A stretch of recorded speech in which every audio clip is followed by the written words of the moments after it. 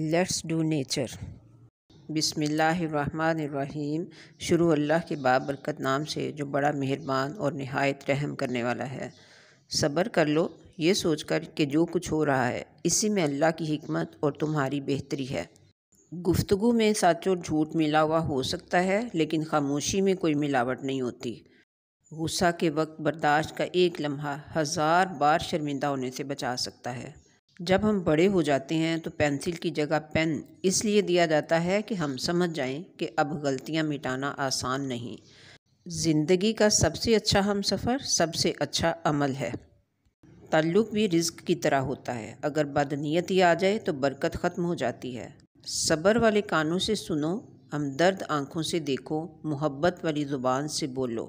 کبھی جو زندگی سے تھک جاؤ تو یاد رکھو، کسی کو کانوں کان خبر نہ ہونے دینا، صرف اپنے رب کے حضور سب بیان کرنا۔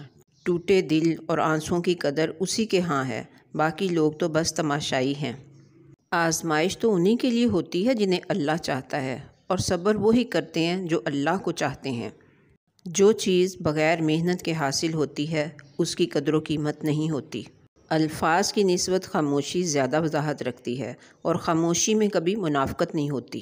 نصیب کا لکھا مل کر رہتا ہے، کب، کہاں، کیسے، یہ سب میرا رب ہی جانتا ہے۔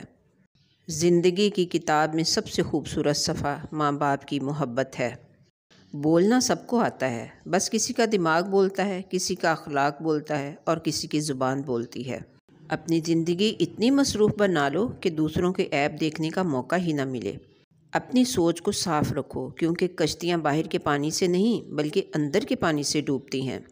زندگی میں سکون کی سب سے بڑی وجہ یہ ہے کہ آپ کے قدم آپ کے اصولوں کے مطابق ہیں، اور آپ کے اصول آپ کے دین کے مطابق ہیں۔ آپ خود ہی اپنے لیے بہترین دلاسا ہیں، بہترین دوست، بہترین دنیا، اور مشکل وقت میں بہترین تھپکی جو آپ کو کبھی ہارنے نہیں دیتی۔ دوسروں کے اچھا ہونے کا انتظار نہ کرو، بلکہ انہیں خود اچھا بن کے دکھاؤ کہ اچھا انسان کیسا ہوتا ہے۔ کسی کو خوشی دینا صدقہ ہے، اور کسی کو دکھ دینا وہ قرض ہے جو آپ کو ایک نہ ایک دن ضرور ملے گا، کسی اور کے ہاتھوں سے۔